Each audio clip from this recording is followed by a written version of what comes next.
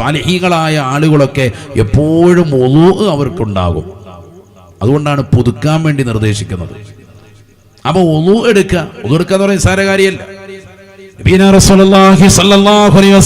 തങ്ങൾ പരിശുദ്ധമാക്കപ്പെട്ടതാകുന്ന ഇസ്രാ മിഅ്റാജ് നടത്തിയത് ഈ പുണ്യമാക്കപ്പെട്ടതാകുന്ന മാസത്തിലല്ലേ. മിഅ്റാജ് കഴിഞ്ഞതാകുന്ന പ്രവാചകർ തന്റെ പ്രിയപ്പെട്ട അനുയായികളുടെ ചാരത്ത് വന്നുകൊണ്ട് പറയുന്നു, പ്രിയപ്പെട്ടതാകുന്ന സ്വഹാബാ, ബിലാലിനെ ഒന്ന് വിളിക്കുമോ? സുബൈ നമസ്കാരം കഴിഞ്ഞ് പുറത്തിറങ്ങിയതാകുന്ന ബിലാൽ റളിയല്ലാഹു അൻഹുവിനെ അനുയായികൾ പോയി വിളിക്കുകയാണ്. അല്ലാഹുവിന്റെ റസൂൽ വിളിക്കുന്നുണ്ട്. അല്ലാഹുവിന്റെ റസൂൽ ചോദിക്കുകയാണ്, ബിലാലേ, സ്വർഗ്ഗത്തിൽ മനോഹരമാക്കപ്പെട്ട ഒരു കൊട്ടാരം കഴിഞ്ഞ ദിവസങ്ങളിൽ ഞാൻ കാണുകയാണ്. സ്വർഗ്ഗത്തിൽ മനോഹരമാക്കപ്പെട്ട കൊട്ടാരം ഞാൻ കണ്ടുപോയി ബിലാലേ. ആ സ്വർഗ്ഗത്തിലെ കൊട്ടാരത്തെ കുറിച്ച് ഞാൻ പ്രിയപ്പെട്ടതാകുന്ന ജിബ്രീലിനോട് ചോദിക്കുമ്പോ ജിബ്രീൽ എനിക്ക് മറുപടി നൽകിയത്, ഇത് ബഹുമാനപ്പെട്ടതാകുന്ന ബിലാൽ ഇബ്നു റബാഹ് റളിയല്ലാഹു അൻഹുവിനുള്ളതാണ്, അദ്ദേഹത്തിന്റെ കൊട്ടാരമാണ്, അദ്ദേഹത്തിനുള്ളതാകുന്ന കൊട്ടാരമാണ്. നീ എന്ത് ചെയ്തിട്ടാണ് നിനക്ക് ആ കൊട്ടാരം കിട്ടിയതെന്ന് പറയുമോ? അല്ലാഹുവിന്റെ റസൂൽ സല്ലല്ലാഹു അലൈഹി വസല്ലമ തങ്ങൾ ചോദിക്കുമ്പോ കറുത്തവനാകുന്ന ബിലാൽ ഇബ്നു റബാഹ് റളിയല്ലാഹു അൻഹു രണ്ട് കണ്ണിൽ നിന്ന് കണ്ണുനീര് ധാരധാരയായി ഒഴുക്കിക്കൊണ്ട് പൊട്ടിക്കരഞ്ഞുകൊണ്ട് പറയുകയാണ്, ഒരു കാലഘട്ടത്തിൽ ഉമയ്യത്ത് ഇബ്നു ഖലഫിന്നതാകുന്ന പടയാളികൾ വന്നുകൊണ്ട് വല്ലാതെ വേദനിപ്പിച്ചതാകുന്നതായ പ്രിയപ്പെട്ടതാകുന്ന സ്വഹാബി വര്യനായി കടന്നു വന്നതായ പ്രിയപ്പെട്ടതാകുന്ന പ്രവാചകന്റെ അനുയായി ബിലാൽ ഇബ്നു റബാഹ് റളിയല്ലാഹു അൻഹു അന്ന് ബഹുമാനപ്പെട്ടവർ അടിമയായിരുന്നു. ആ അടിമത്തത്തിൽ നിന്ന് മോചിപ്പിച്ചത് പ്രവാചകന്റേതാകുന്ന അനുമതിയോടുകൂടി അബൂബക്കർ സിദ്ദീഖ് റളിയല്ലാഹു അൻഹു അടക്കമുള്ള സ്വഹാബത്താണ്. വല്ലാത്ത താല്പര്യത്തോടുകൂടി പരിശുദ്ധമായ ഇസ്ലാമിലേക്ക് കടന്നു വന്നതായ സ്വഹാബി വര്യൻ അദ്ദേഹത്തിന് കിട്ടിയ നേട്ടത്തെ കുറിച്ച് കേട്ടപ്പോ, അതും പ്രവാചകരുടെ വായിൽ നിന്ന് കേട്ടപ്പോ വല്ലാത്ത സന്തോഷത്താൽ കണ്ണുനീര് പൊഴിച്ചുകൊണ്ട് പ്രവാചകരോട് പറയുന്നു, യാ റസൂലല്ലാഹ്, ഈ പാവപ്പെട്ടതാകുന്ന ബിലാൽ അങ്ങനെ പ്രത്യേകിച്ച് ഒരു അമലും ചെയ്തിട്ടില്ല റസൂലേ, പ്രത്യേകമായിട്ടൊരു അമലും ഞാൻ ചെയ്തിട്ടില്ല റസൂലേ, അവിടുന്ന് കാണുന്നതാണല്ലോ. മറിച്ച് ഞാൻ എന്റെ ജീവിതത്തിൽ എനിക്കൊന്ന് കിട്ടാൻ കാരണം ഒരു പക്ഷേ ഞാൻ എന്റെ ജീവിതത്തിൽ ചെയ്തിട്ടുള്ളതാകുന്ന ഒരു അമലുണ്ട്. എപ്പോൾ ഒതുവെടുത്താലും 2 റക്അത്ത് സുന്നത്ത് ഞാൻ നമസ്കരിക്കാറുണ്ട്. വുളൂവിന് ശേഷമുള്ള 2 റക്അത്ത് സുന്നത്ത് നമസ്കരിച്ച് അല്ലാഹുവിലേക്ക് പൊട്ടിക്കരഞ്ഞുകൊണ്ട് ദുആ ഇറക്കാറുണ്ട്. അല്ലാഹുവിന്റെ റസൂൽ പറയുകയാണ്, ബിലാൽ, ആ 2 റക്അത്ത് നമസ്കാരമാണ് നിന്നെ എത്തിച്ചത് മനോഹരമായ സ്വർഗ്ഗമാണ്. ബിലാൽ റളിയല്ലാഹു അൻഹു ചോദിച്ചു, നബിയേ, തങ്ങൾ അതിലൊന്ന് കേറിയിട്ടുണ്ടോ, ഒന്ന് കണ്ടിട്ടുണ്ടോ? അതിനുള്ളിൽ എന്തൊക്കെയാണുള്ളത്? ഏതൊക്കെ പാത്രങ്ങളാണുള്ളത്? ഏതൊക്കെ കോപ്പുകളാണുള്ളത്? ഏതൊക്കെ മനോഹരമാക്കപ്പെട്ടതാകുന്ന പരവതാനികളാണ് അതിൽ വിരിച്ചിട്ടുള്ളത്? ഏതൊക്കെതാകുന്ന ടൈലുകളാണ്, മാർബിളാണ്, ഏതൊക്കെതാകുന്ന രീതിയിലാണ് അതിനുള്ളിലുള്ളത്? റസൂലുള്ള പറയുകയാണ്, ബിലാലേ, ഞാൻ അതിനുള്ളിൽ കയറിയില്ല. കയറാതിരുന്നത് നിനക്കത് ഇഷ്ടപ്പെടില്ലയോ എന്ന് കരുതിയിട്ടാണ്. ബിലാൽ റളിയല്ലാഹു അൻഹു പൊട്ടിക്കരഞ്ഞുകൊണ്ട് പറയുകയാണ്, നബിയേ, തങ്ങളതിൽ കയറുന്നതിൽ പാവപ്പെട്ട ബിലാലിന് എന്ത് വശവുമാണുള്ളത് ഹബീബേ? എന്നാലും സന്തോഷത്തിന്റെ കിരണങ്ങൾ പൊഴിച്ചുകൊണ്ട്, സന്തോഷത്താൽ പ്രവാചകന്റെ മുന്നിൽ വെച്ചുകൊണ്ട് അശ്രുകിരണം പൊഴിച്ചുകൊണ്ട് ബഹുമാനപ്പെട്ടവർ പറയുന്നു, സന്തോഷമായ റസൂലേ, ഒരു ദിവസം പോലും മുടക്കാറില്ല. 2 റക്അത്ത് സുന്നത്ത് ഞാൻ നമസ്കരിക്കും. പരിശുദ്ധമാക്കപ്പെട്ടതാകുന്ന വുളു എടുത്തതിന് ശേഷം മുടങ്ങാറില്ല ഹബീബേ. കൃത്യമായി വുളു എടുത്തുകൊണ്ട് 2 റക്അത്ത് സുന്നത്ത് നമസ്കാരം ഞാൻ നിർവഹിക്കാറുണ്ട്. റസൂലുള്ള പറഞ്ഞു, ആ ഒറ്റ കാരണത്താലാണ് നിനക്കത് കിട്ടിപ്പോയത് എന്ന് ഹബീബ് മുഹമ്മദ് മുസ്തഫ. വുളൂഇ നിസാരമല്ല, വുളൂഇന് ശേഷമുള്ള 2 റക്അത്ത് സുന്നത്ത് നിസ്കാരമല്ല, വുളൂഇന് ശേഷമുള്ളതാകുന്ന കൈയുയർത്തിയിട്ടുള്ള ദുആഉം നിസാരമല്ല. അല്ലാഹു തൗഫീഖ് തരട്ടെ. കൈയുയർത്തിയൊന്ന് ദുആയിരുന്നാല് വുളൂഇന് ശേഷമുള്ള ദുആയിരുന്ന എന്ത് കിട്ടി? സ്വർഗത്തിന്റെ 8 കവാടങ്ങളിൽ ഇഷ്ടമുള്ളതിലൂടെ കടക്കാം. ഈ സ്വർഗത്തിന്റെ 8 കവാടങ്ങളിൽ നിന്ന് മലക്കുകൾ മാടി വിളിക്കുന്ന ഒരേ ഒരു മനുഷ്യനേ ഉള്ളൂ. അതാരാണ്? സയ്യിദുനാ അബൂബക്കർ സിദ്ദീഖ് റളിയല്ലാഹു അൻഹു. അദ്ദേഹത്തിന് കിട്ടുന്നതാകുന്ന പദവി നിനക്ക് ഷോർട്ട് കട്ടിലൂടെ കിട്ടുകയാണ്. നീ എന്ത് ശ്രദ്ധിച്ചാൽ മതി? ഇത് ശ്രദ്ധിച്ചാൽ മതി. കൃത്യമായി ഒതു എടുക്കുക. ഒതു എടുത്തതിന് ശേഷം നല്ല വൃത്തിക്ക് ഒതു എടുക്കണം. ഒതുവൊക്കെ ഒരു കാട്ടിക്കൂട്ടലാകരുത്. ഇന്ന് നമ്മുടെ ഒതുവൊക്കെ എങ്ങനെയാണ്? നീയത്ത് തന്നെ ഉണ്ടോന്ന് അറിഞ്ഞില്ല. നീയത്ത് വെക്കാതെ ഒതു എടുത്താൽ ഒതു ശരിയാവൂലല്ലോ. നമസ്കാരത്തെ ഹലാലാക്കാൻ വേണ്ടി ഒതുവിന്റെ ഫർദിനെ ഞാൻ വിടുന്നു എന്ന് മുഖം കഴുകുന്നതിന് മുമ്പായി തന്നെ നീയത്ത് വെക്കൽ നിർബന്ധമാണ്. ആ നിയ്യത്തില്ല എങ്കിൽ വുളൂ സഹിയാവൂല. വുളൂവിന്റെ സുന്നത്തുകൾ പാലിക്കണം. ഇന്ന് മൂക്കിൽ വെള്ളം കയറ്റി ചീറ്റുന്ന ആളുകൾ കുറഞ്ഞുപോയി. വായിൽ വെള്ളം കൊടുത്ത് കൊപ്പിളിക്കുന്ന പരിപാടി കുറഞ്ഞുപോയി. നല്ല സഹവുണ്ടാകണമെങ്കിൽ, പൈശാചികമാകുന്ന ഉപദ്രവങ്ങളിൽ നിന്ന് ഒഴിവുണ്ടാകണമെങ്കിൽ മൂക്കിൽ വെള്ളം കയറ്റി ചീറ്റണമെന്നാണ് ഇസ്തിൻഷാഖ്. മറ്റേത് മധുമതത്താൻ വായിൽ വെള്ളം അത് മിക്കവാറും ചെയ്യലുണ്ട്. തുപ്പിട്ട് അപ്പുറത്തിരിക്കുന്നതിന്റെ പോക്കറ്റിൽ തുപ്പിയിട്ടേക്കും. അതാകട്ടെ, മൂക്കിൽ വെള്ളം കയറ്റി അധികം ആളുകൾ ചീത്തരില്ല. അതെങ്ങനെയാണ്? ഒരല്പം വെള്ളം ഇങ്ങനെ മൂക്കിലൊക്കെ സ്വല്പം പിടിക്കുക, വലിക്കുക. സ്വല്പം, ഒരുപാട് വലിച്ചു കഴിഞ്ഞാൽ വിവരം അറിയും. അല്പം. എന്നിട്ട് എന്ത് ചെയ്യണം? ഇടത്തെ കൈ കൊണ്ട് വെക്ക്, അങ്ങനെയാണ് മൂക്കിൽ വെള്ളം കയറ്റി ചീറ്റ. മൂക്കിനുള്ളിൽ വിരലിടരുതെന്ന് ഇപ്പം ശാസ്ത്രം പറയുന്നുണ്ട്. അൽഷമേഴ്സിന്റെ രോഗമുണ്ടാകുന്നതാണ്. സ്ഥിരമായി ഇങ്ങനെ മൂക്കിനുള്ളിൽ അലുവായി നോക്കിക്കൊണ്ട് റാഹത്തായിട്ട് ഇടത്തെ വിരലിട്ടുകൊണ്ടിരുന്നു കഴിഞ്ഞാൽ പിന്നെ മെമ്മറി എല്ലാം പോകും. അള്ളാഹു മുളക്കാക്കട്ടെ. അപ്പോൾ അതായിരിക്കാൻ നബി സല്ലല്ലാഹു അലൈഹി വസല്ലം തങ്ങൾ അതിൻ്റെ ഒരു ഹിക്മത്ത്, വെള്ളം അതൊക്കെ ഇങ്ങനെ വെള്ളം മാത്രം, വെള്ളം മുമ്പ് നനഞ്ഞു, അവിടെ എല്ലാ അഴുക്കളൊക്കെ ഇങ്ങ് ഓട്ടോമാറ്റിക്കായിട്ട് ഇങ്ങോട്ട് ചീറ്റ് പുറത്തോട്ട് വരും. വളരെ ആവശ്യമുണ്ടെങ്കിൽ മാത്രം ചെറുവിരൽ ഒന്ന് ജസ്റ്റ് ഒന്ന് ഇട്ടാൽ മതി. അതിന് ആവശ്യം വരില്ല. വെള്ളം 3 വട്ടം ആക്കുമ്പോൾ തന്നെ അവിടെ ഉള്ളത് ഇങ്ങ് പോരും. നിങ്ങൾ ചെയ്തു നോക്കാത്തതുകൊണ്ടാണ്. പിശാച് സഹവസിക്കുന്നതും പിശാച് ഉറങ്ങുന്നതാകുന്ന സ്ഥലം, അവന്റെ ഉറക്ക സ്ഥലം തരിമൂക്കിലാണ് എന്ന് പറഞ്ഞാൽ ഈ മൂക്കിന്റെ ഈ ഭാഗത്തായിട്ടാണ്. ഉറക്കം പോകണമെങ്കിൽ തന്നെ ഒരല്പം വെള്ളം മൂക്കിലേക്ക് ഒന്ന് കയറ്റി ചീറ്റണം. രാവിലെ സുബഹിക്കൊക്കെ എഴുന്നേറ്റൊന്ന് ചെയ്തു നോക്കിയേ. അപ്പോൾ ഒരു മിഞ്ഞാമിനിങ് പോലെ ഒരു സാധനം പോകുന്നു പോകണം.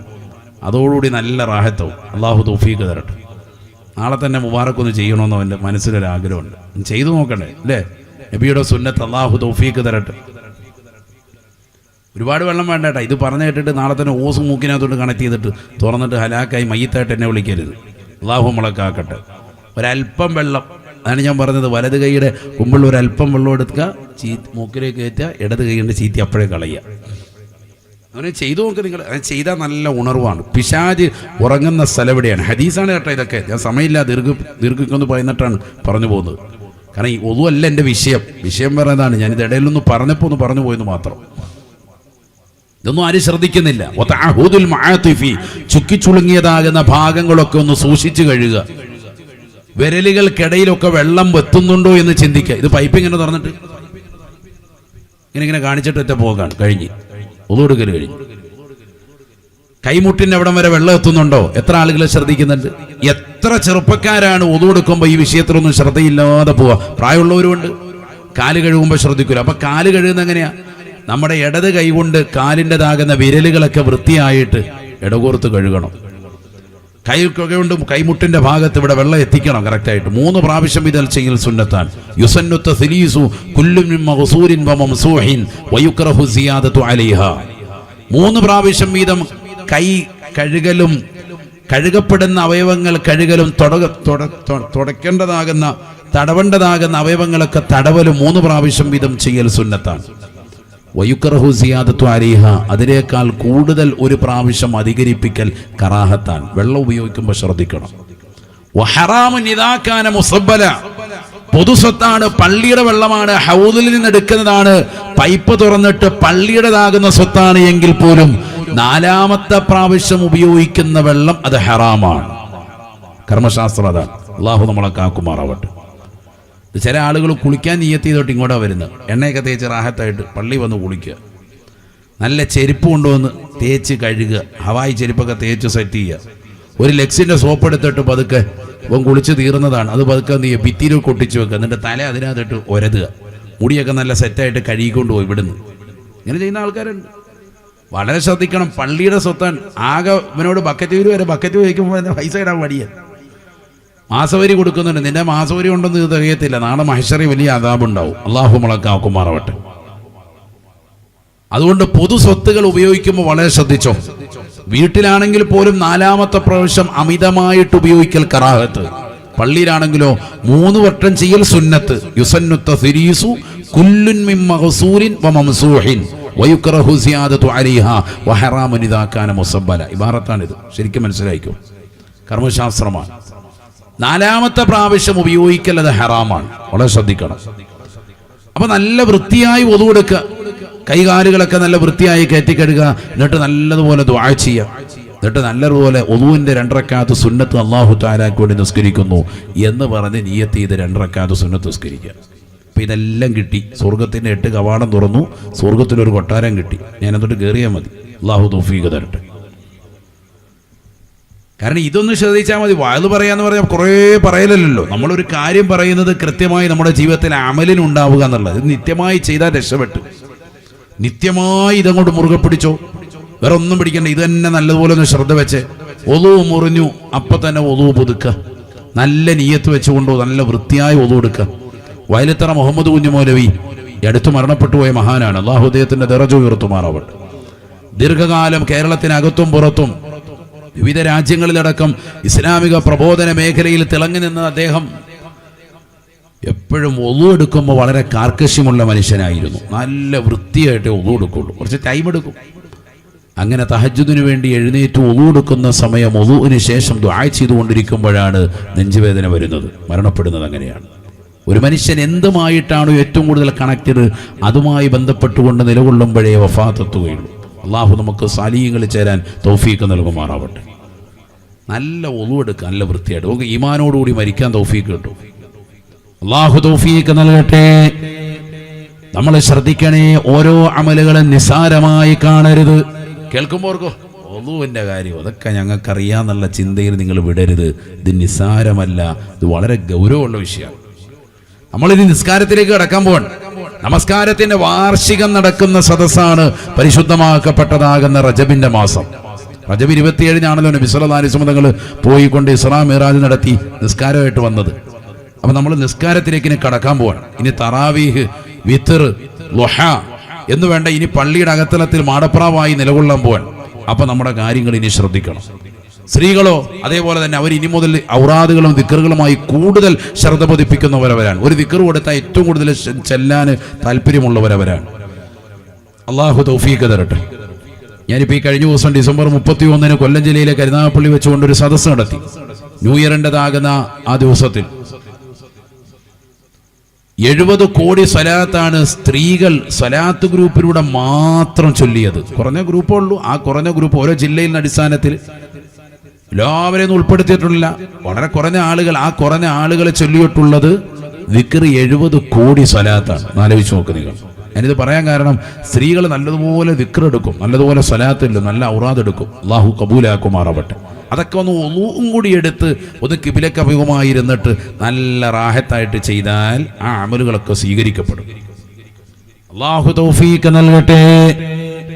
നിസാരമാക്കരുത്, നിസാരമാക്കരുത്.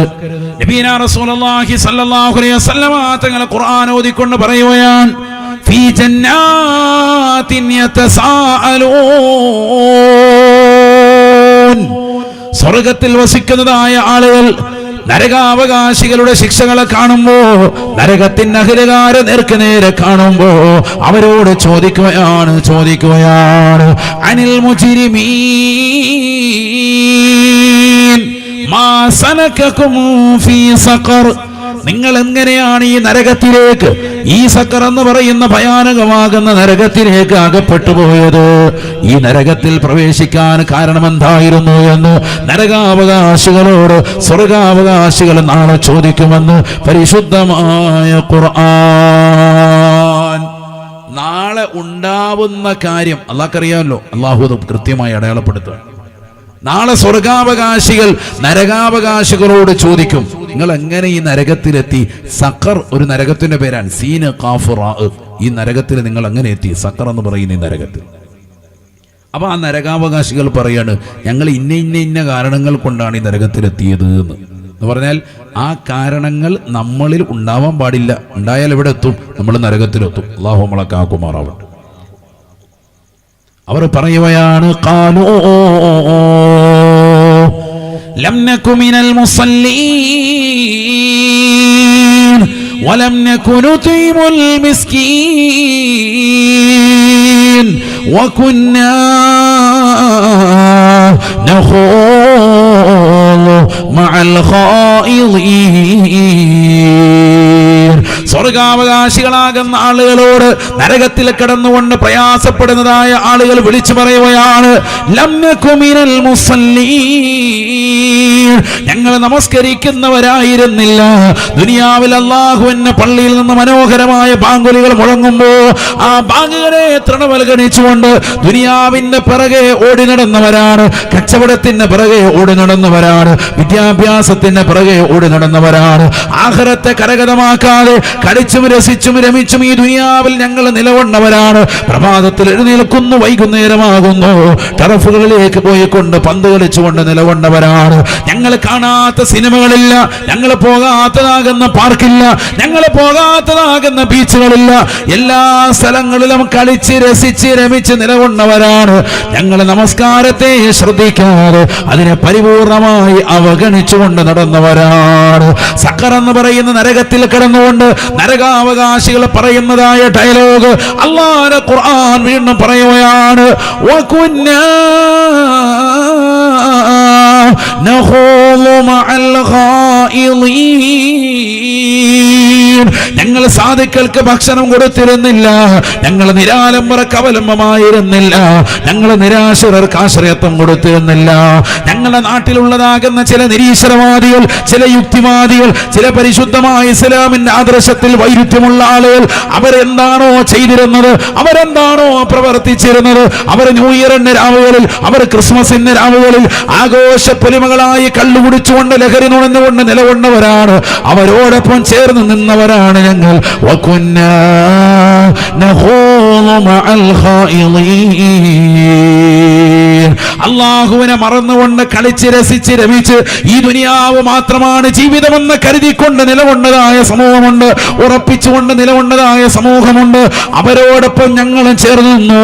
ഞങ്ങളും കള്ളുകുടിച്ചു, ഞങ്ങളും ലഹരി നുണഞ്ഞു, ഞങ്ങളും ഹറാമായത് കണ്ടു. ഞങ്ങൾ കാണാത്ത ഹറാമുകളില്ല, ഞങ്ങൾ കേൾക്കാത്ത ഹറാമുകളില്ല, ഞങ്ങൾ പോകാത്തതാകുന്ന ഹറാമിന്റെ തലങ്ങളില്ല.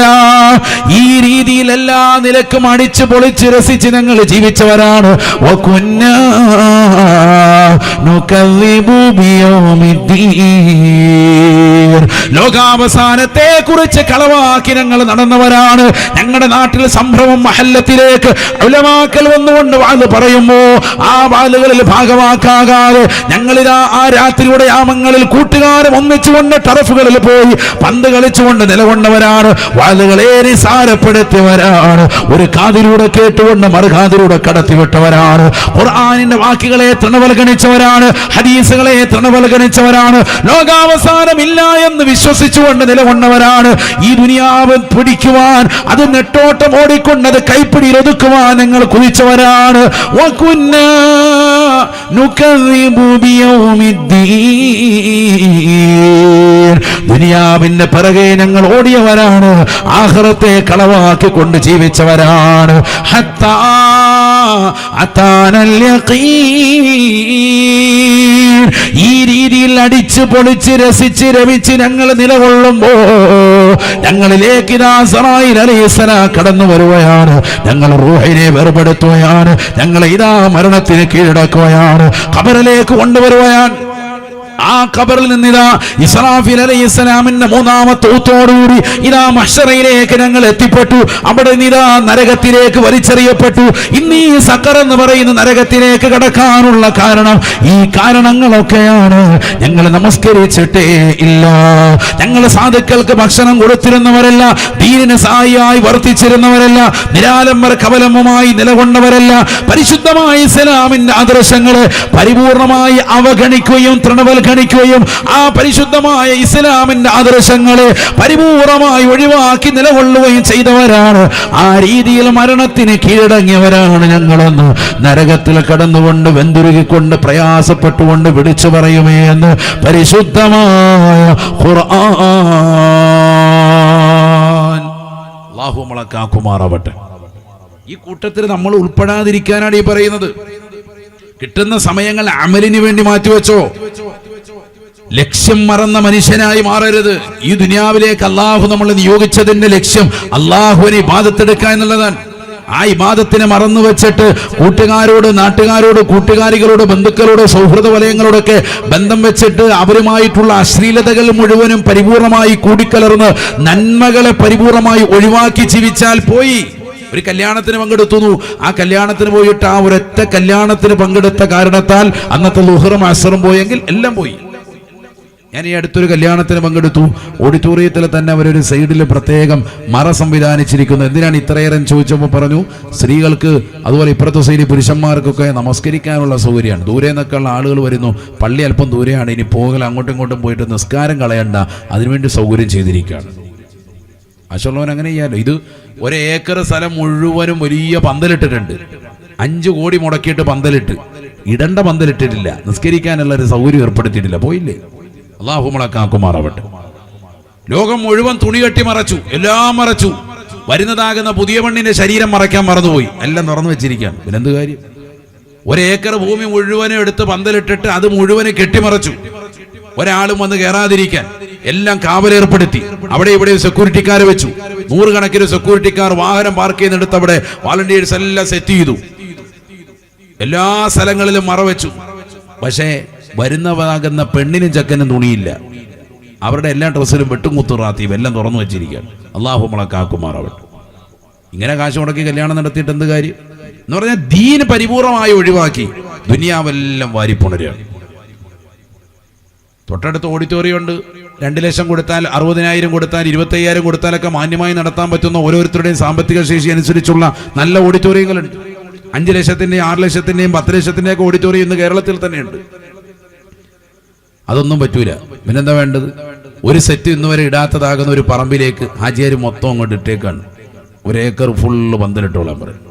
കാരണം എന്താ? കാശിരിക്കാണ്. ആൾക്കാരെ അറിയിക്കണ്ടേ, ഞാൻ വലിയ കാശുകാരനാണെന്ന് അറിയിക്കാൻ പറ്റിയ വകുപ്പാണിത്. അല്ലാഹു നമ്മളെ കാക്കുമാറാവട്ടെ. മൻ ബനാ മസ്ജിദൻ ലില്ലാഹി കമിഫഹസി ഖതാതിൻ, ആരെങ്കിലും ഒരു അടക്കാ കുരുവിക്ക് താമസിക്കാൻ പറ്റുന്ന നിലക്കെങ്കിലും ഒരു പള്ളി പണിത് അല്ലാഹുവിന്റെ നാമധേയത്തിൽ കൊടുത്താൽ ബനല്ലാഹു ലഹു ബൈതൻ ഫിൽ ജന്ന, അല്ലാഹു മനോഹരമായ സ്വർഗീയമാകുന്ന ആരാമത്തിൽ ഉന്നതമായ ഒരു വീട് അല്ലാഹുവിന് പണിതു കൊടുക്കും. അല്ലാഹു തൗഫീഖ് നൽകട്ടെ. ഈ കാശൊക്കെ അങ്ങനെ നിനക്ക് പണിയാലോ. അങ്ങനെ എത്ര സാലിഹ്യങ്ങളുണ്ട്. അല്ലാഹു തൗഫീഖ് തരട്ടെ.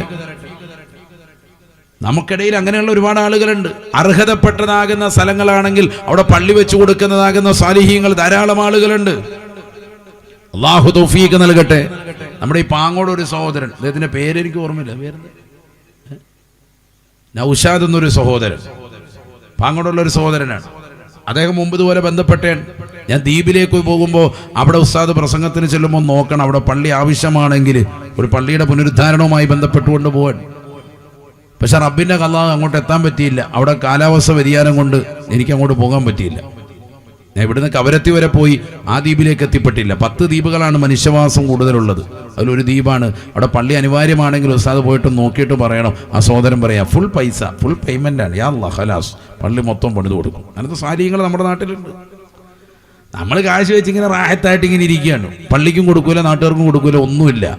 പിന്നെന്താ ചെയ്യുന്നത്? സ്വന്തം മകളുടെ കല്യാണം വരുമ്പോൾ വലിയ പന്തലിട്ടിട്ട് തുണിയില്ലാത്തതാകുന്ന പെണ്ണുങ്ങളെ ഫ്രണ്ടിൽ നിർത്തിയിരിക്കുക. എല്ലാവരും കയറ്റാൻ വേണ്ടി. അല്ലാഹു നമ്മളെ കാത്തു സംരക്ഷിക്കട്ടെ. വലിയ ഹാജിയാര, 10 ഹജ്ജ് ചെയ്തിട്ടുണ്ട്. ഹജറുൽ അസ്വദിനെ പോലെയാണ്, തൊട്ടുമൊത്തം ഇനി കണ്ടാൽ.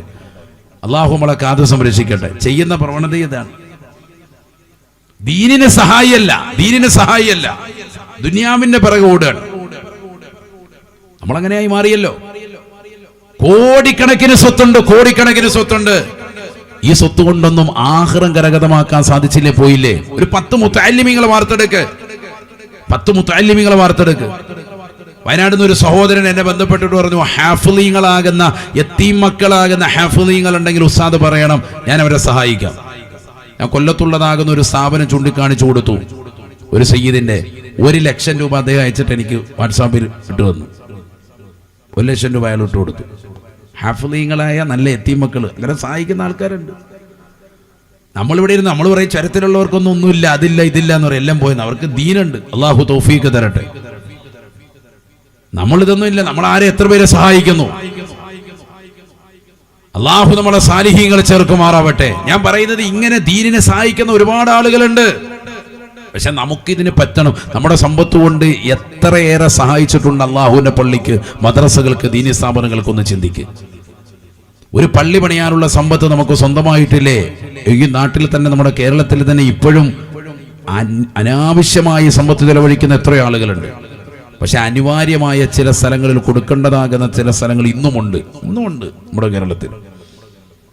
അതിനൊന്നും ഒരുപാട് പഠനം നടത്തേണ്ടതൊന്നുമില്ല, ഇഷ്ടംപോലെ ചൂണ്ടിക്കാണിക്കാൻ പറ്റും അനിവാര്യമായ സ്ഥലങ്ങൾ. പക്ഷെ നമ്മൾ കാശ് വെറുതെ വെച്ച് ഇങ്ങനെ തിരുമ്മിക്കൊണ്ടിരിക്കുക. എല്ലാം മക്കളുടെ കല്യാണം വരുമ്പോൾ പൊടിക്കാണ്. പണമുള്ളവൻ പേക്കൂത്തുകൾ കിന്നടിമയാ, കല്യാണമത് നടമാടുവാനൊരു വേദിയാ. പണമുള്ളവൻ പേക്കൂത്തുകൾ കിന്നടിമയാ, കല്യാണമത് നടമാടുവാനൊരു വേദിയാ. ഉസ്താദിന്റെ വരികൾ എത്ര അർത്ഥവത്താണ്. 30 കൊല്ലം മുമ്പ് ബഹുമാനപ്പെട്ടവർ വഫാത്തായി. അതിനും 15 കൊല്ലം മുമ്പ് എടുത്തു നിർത്തിയതാണ് മവാഹിബുൽ ജരിയയുടെ. 45 കൊല്ലം മുമ്പ് അദ്ദേഹം ഇന്നത്തെ കാലത്തേക്ക് നോക്കി ഒരു കറാമത്ത് നിലയ്ക്ക് എഴുതി വെച്ചു, പണമുള്ളവൻ പേക്കൂത്തുകൾക്ക് അടിമയാ, അത് കാണണമെങ്കിൽ കല്യാണം വരണം, സ്വന്തം മക്കളുടെ കല്യാണം. അന്ന് അദ്ദേഹം എഴുതിയത് ഇന്ന് കൃത്യമായി നമ്മുടെ സമൂഹത്തിൽ കാണുകയാണ്. അള്ളാഹു നമ്മളെ കാക്കുമാറാവട്ടെ. ശരിയല്ലേ? ദീനിന് എന്തെങ്കിലും കൊടുക്കുന്നു. ആകെ പെരുന്നാളിനൊരു ഖത്തീബിന് കൊണ്ടെന്ന് വേണ്ട പെരുന്നാൾപ്പൊടി കൊടുക്കുന്നതിന് 10 രൂപയാണ്. 10 നോട്ടെടുക്കും 10. എന്നിട്ട് എന്ത് ചെയ്യും? റൗണ്ട് ചെയ്ത് കൈ പിടിപ്പിക്കുമ്പോൾ നല്ല കട്ടിക്കിരിക്കട്ടെ ഖത്തീബ് ഇത് താഴെ ഇടുന്നില്ല പേടിച്ചിട്ട്. കാരണം ഇത് പുകത്തിയിട്ട് വിടുക, വലിയ നോട്ടല്ലേ എന്ന് കരുതി റൂമിൽ പോയി കാര്യമായിട്ട് എണ്ണി നോക്കിയപ്പോൾ ഹൈവാൻ തന്നിരിക്കുന്നത് 100 രൂപയാണ്. 10 നോട്ട്. ഈ ഹാജിയാരാണ് ഇപ്പോൾ ഈ കാണിക്കുന്ന. ലോകം മുഴുവൻ, നാട്ടുകാരെ മുഴുവൻ വിളിച്ചിട്ട് 10,000 പേരും വിളിച്ചിട്ട് വലിയ പന്തലിട്ട് കല്യാണം നടത്തുക. ഞാൻ പറഞ്ഞ ദീനിന് കൊടുക്കാൻ വരുമ്പോൾ വലിയ വിഷയം. ബാക്കി എല്ലാത്തിനും ഉണ്ട്, ബാക്കി എല്ലാത്തിനും കാശ് കൊടുക്കും. കുട്ടികളായിട്ടൊന്ന് ഇറങ്ങി മസ്കാ ബണ്ണ് എൻ്റെ തൊണ്ടയ്ക്ക് വെച്ച് കൊടുക്കാണ്ട് മസ്കാ ബണ്ണ് ഇഷ്ടം പോലെ വാങ്ങിച്ചു കൊടുക്കും. അടിക്ക് കുഴിമന്തി, കിഴി പൊറോട്ട, അടിച്ച് മാറി സെറ്റാണ്. കാശ് ഇഷ്ടം പോലെ ആചാര്യ കാശ് നോക്കുന്നില്ല. ഫുഡൊക്കെ അസമാക്കിലും എവിടെയും കൊണ്ടു വിഴിഞ്ഞത്ത് കൊണ്ടുപോയിട്ട് നല്ല മീനൊക്കെ അവൻ്റെ തൊള്ളയ്ക്കകത്ത് വെച്ച് മീനിൻ്റെ മുള്ള് അവസാനം വാരി എടുക്കണം. ആ കോലത്തിൽ മീൻ കഴിപ്പിക്കുക. ഇഷ്ടം പോലെ കാശിരിക്കുക.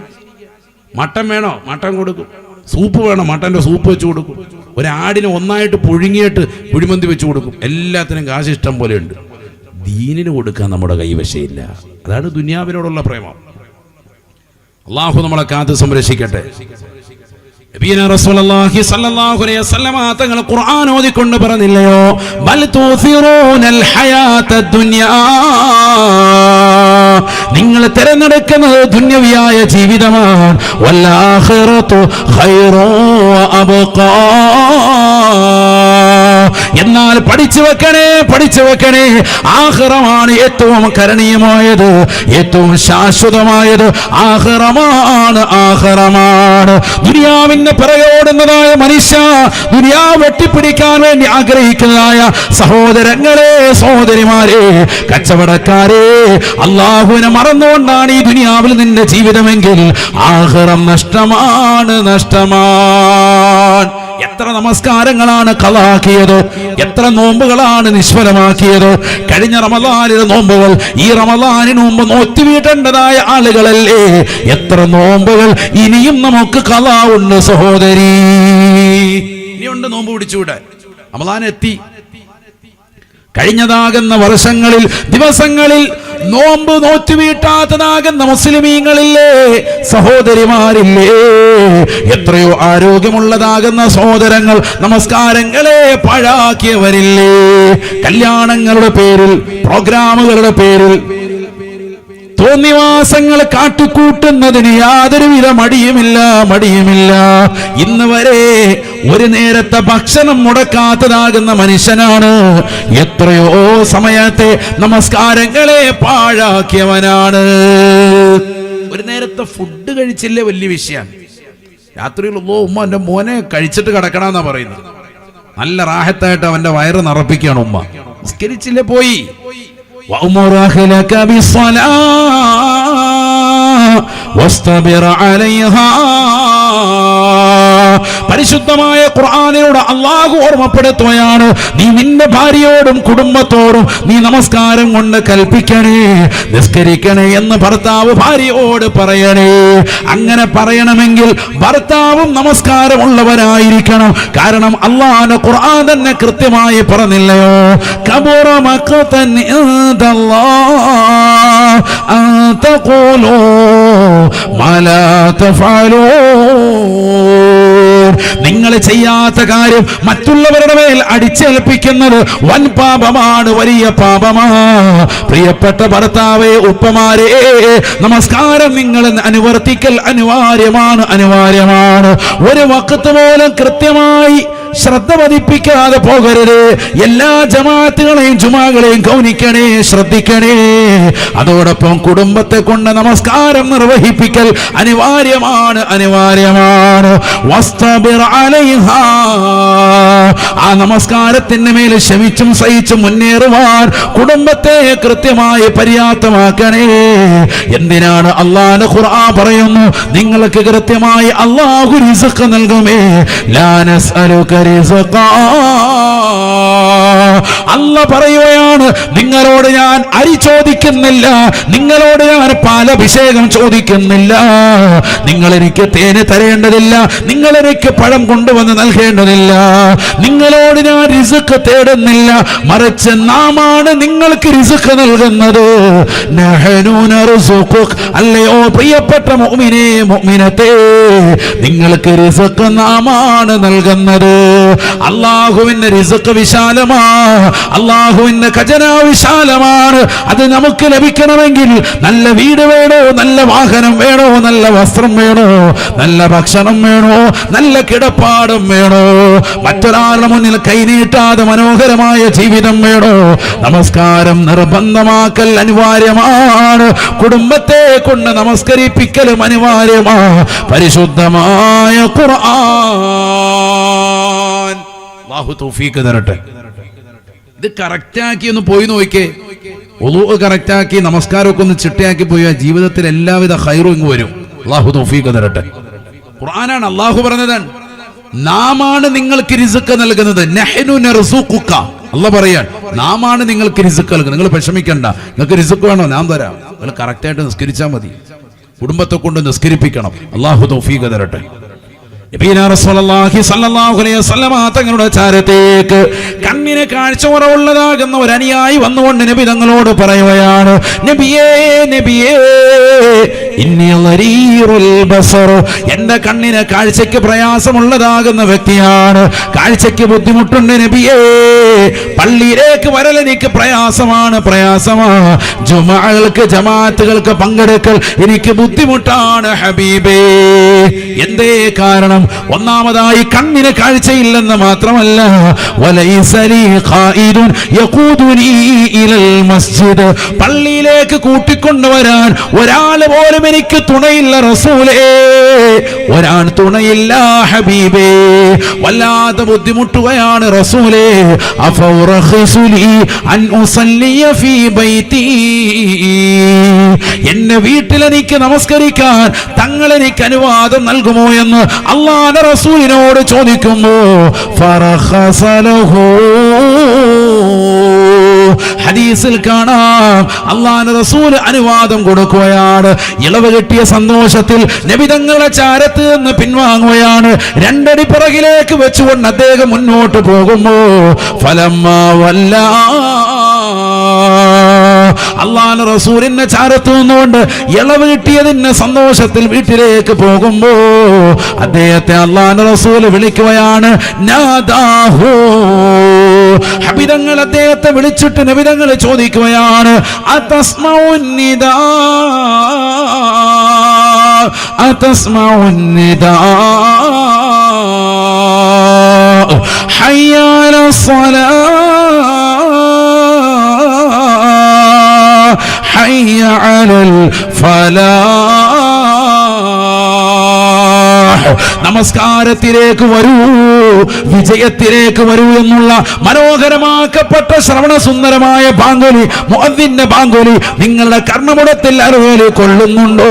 ബിലാലിന്റെ ബാങ്ക് നിങ്ങൾ കേൾക്കുന്നുണ്ടോ എന്ന് അല്ലാഹുവിന്റെ റസൂൽ ചോദിക്കുമ്പോ അനുയായി പ്രവാചകരോട് പറയുകയാണ്, നഅം യാ റസൂലല്ലാഹ്, നബിയേ നബിയേ, എന്റെ കാഴ്ചക്കാണ് പ്രശ്നമുള്ളത്, കേൾവിക്ക് തകരാറില്ല റസൂലേ, മനോഹരമായി ബാങ്ക് ഞാൻ കേൾക്കാറുണ്ട് റസൂലേ.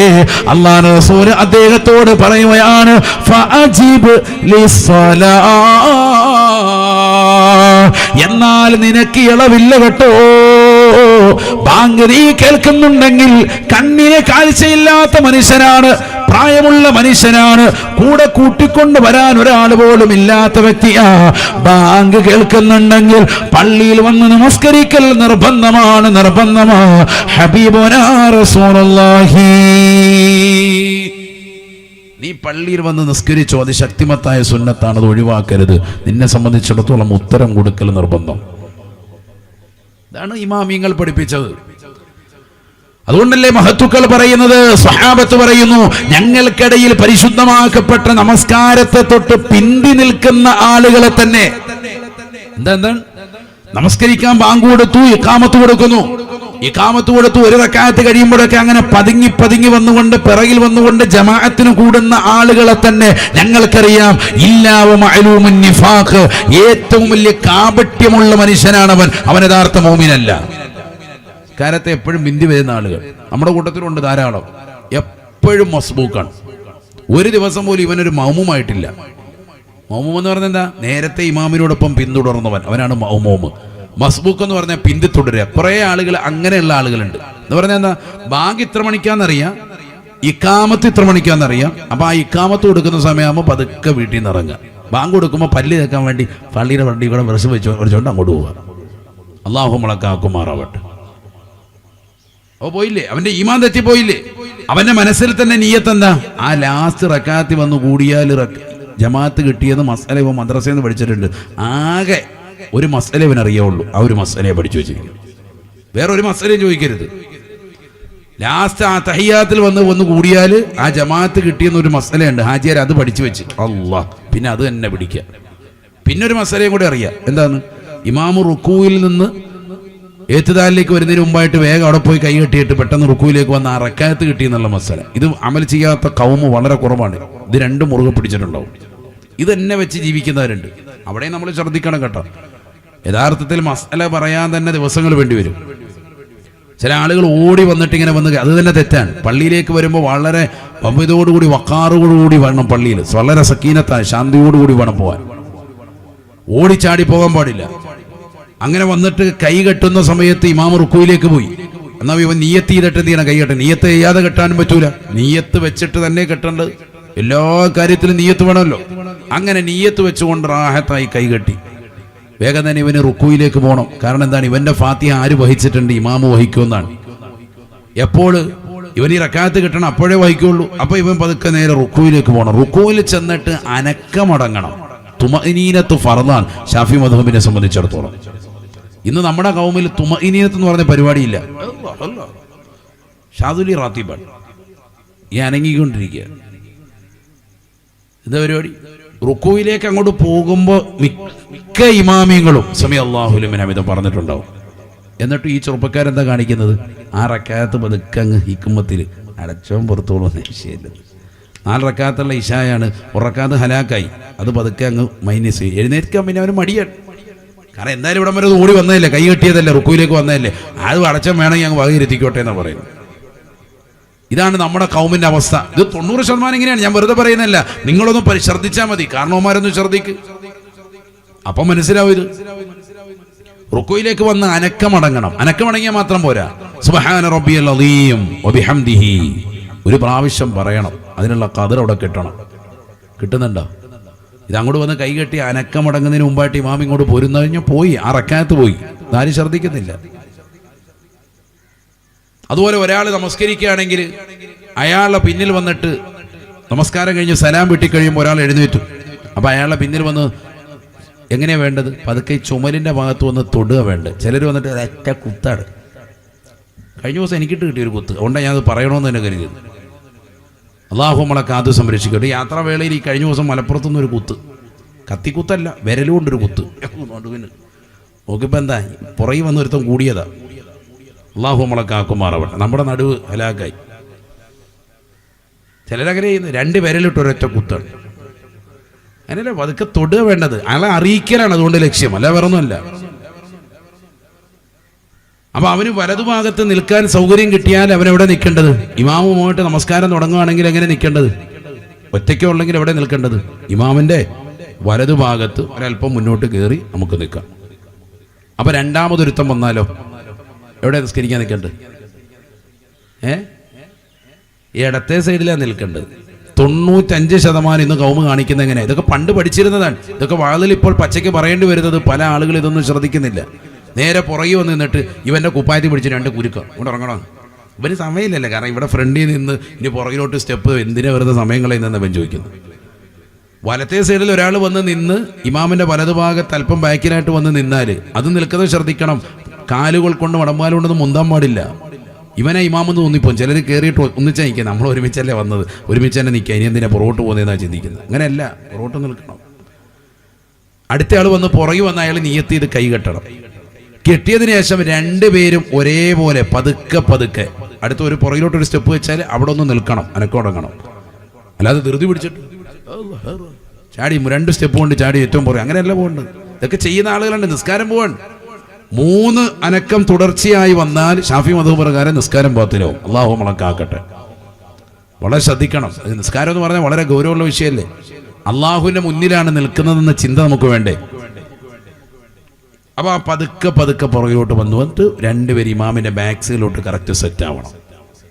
അങ്ങനെയാണ് വേണ്ടത്. അല്ലാതെ എന്തല്ല, നേരെ വന്നിട്ട് ഇപ്പം ബാക്കിലോട്ട് വന്നിട്ട് മറ്റവനെ പിടിച്ച് വലിച്ചിട്ട് ഇങ്ങോട്ട് വെക്കുക. അത് പറ്റൂല, അത് ശരിയായ പരിപാടിയല്ല. ഞാൻ ഇടയിലൊന്ന് പറഞ്ഞെന്ന് മാത്രം പറയുന്നു. ഒരുപാട് ആളുകൾക്ക് ഉപകാരപ്പെടട്ടെ എന്ന് കരുതിയിട്ട് പറയാം. ഇതൊക്കെ പഴയ കാലത്ത് നമ്മൾ പഠിച്ചതും മനസ്സിലാക്കിയതും അമൽ ചെയ്തതുമായിരുന്നു. പുതിയ തലമുറകൾ ഇതിനെക്കുറിച്ച് ശ്രദ്ധിക്കുന്നില്ല, മനസ്സിലാക്കുന്നില്ല.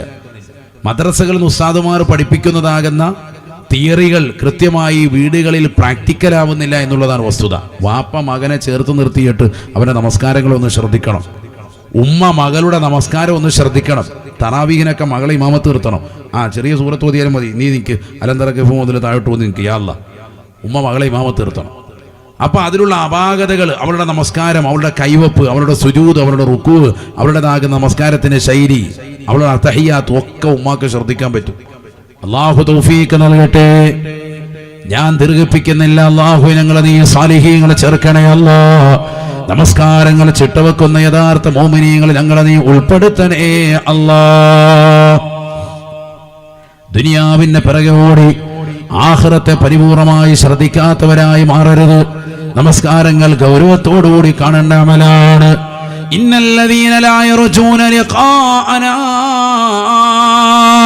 വറളൂ ബിൽ ഹയാത്തിദ് ദുനിയാ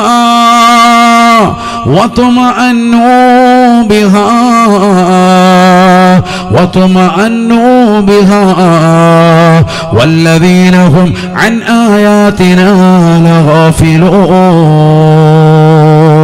أولئك مأواهم النار أولئك مأواهم النار بما كانوا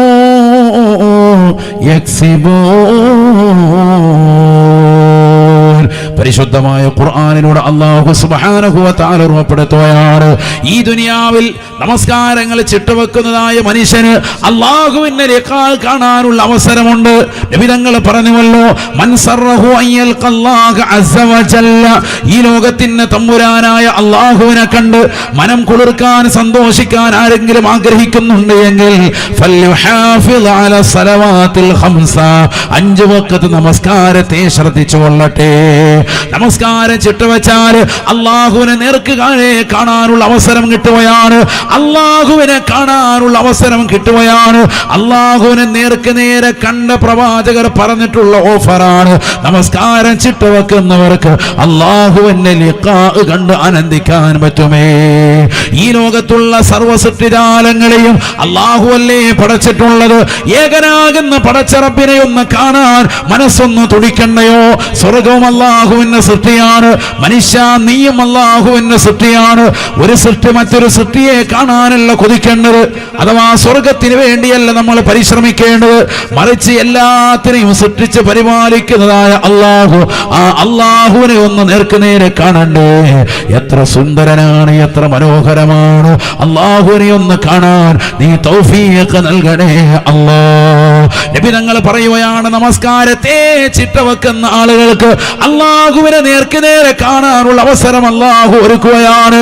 പരിശുദ്ധ ഖുർആനിലൂടെ നബി തങ്ങൾ ഓർമ്മപ്പെടുത്തുകയാണ്, ഇന്നല്ലദീന ലാ യർജൂന ലിഖാന, നമ്മുടെ ലിഖാഇനെ അഥവാ അള്ളാഹുവിനെ കാണാൻ ആഗ്രഹിക്കാത്ത ആളുകൾ, ലാ യർജൂന ലിഖാഅനാ വറളൂ ബിൽ ഹയാത്തി ദുനിയാ, ദുനിയവിയായ ജീവിതം ആഗ്രഹിക്കുകയും അതുകൊണ്ട് സംതൃപ്തി അടയുകയും ചെയ്യുന്നതായ ആളുകൾ, വതുമാന്നു ബിഹാ, ദുന്യവിയായ ജീവിതം മാത്രമായി അതിൽ സമാധി അടയുന്ന ആളുകൾ അതിൽ പരിപൂർണമായി സാമ്പത്തികമാകുന്ന ശ്രേണിയിലേക്ക് എത്തും. ദുന്യവ് അതുകൊണ്ട് തന്നെ അത് മാത്രം മതി, എനിക്ക് ആഖിറം കരഗതമാക്കാൻ താല്പര്യമില്ല എന്ന് പറഞ്ഞുകൊണ്ട് കേവലം ദുനിയാവിന്റെ പിറകെ മാത്രം ഓടിക്കൊണ്ട് ആഖിറത്തെ നഷ്ടപ്പെടുത്തുന്ന ആളുകളില്ലയോ? നമസ്കാരങ്ങളെ ചിട്ടവെക്കാത്ത, നോമ്പുകളെ നോറ്റുവീട്ടാത്ത, സകാത്തുകളെ കൊടുത്തുവീട്ടാത്ത, പാപങ്ങളുടെ കണ്ണീരപ്പാത്ത, നിരാലംബര കവലംബമാകാത്ത, പരിശുദ്ധമായ റമദാൻ കടന്നു വന്നിട്ട് പോലും പാപം പൊറുപ്പിച്ചെടുക്കാൻ നിലകൊള്ളാത്ത, പുണ്യമാക്കപ്പെട്ട റമദാനിന് സമാഗതമാകുന്ന പവിത്രമാക്കപ്പെട്ടതായ റജബ് മാസം തന്റെ മുന്നിൽ കിട്ടിയിട്ട് പോലും ബറക്കത്തിന്റെ മാസമാക്കപ്പെട്ടതായ ഈ മാസത്തിൽ ബറക്കത്ത് നേടിയെടുക്കാനോ പാപമോചനം നേടിയെടുക്കാനോ തയ്യാറാവാതെ നിലകൊള്ളുന്നതായ ആളുകൾ, ഉലൈക മഅവാഹുമുന്നാർ, പരിശുദ്ധമായ ഖുർആനിലൂടെ അല്ലാഹു ഓർമ്മപ്പെടുത്തുകയാണ്, അവർക്ക് അല്ലാഹു നൽകുന്നത് ശാശ്വതമായ നരകമാണ്. നരകമാണ്, കത്തിച്ചൊരിക്കുന്നതാകുന്ന നരകമാണ്. ബിമാ കാനൂ യക്സിബൂൻ, അവർ ചെയ്തിട്ടുള്ള നീചവൃത്യങ്ങളാണ് അതിന് ഹേതുവായിട്ടുള്ളത് എന്ന് വിശുദ്ധമായ ഖുർആൻ.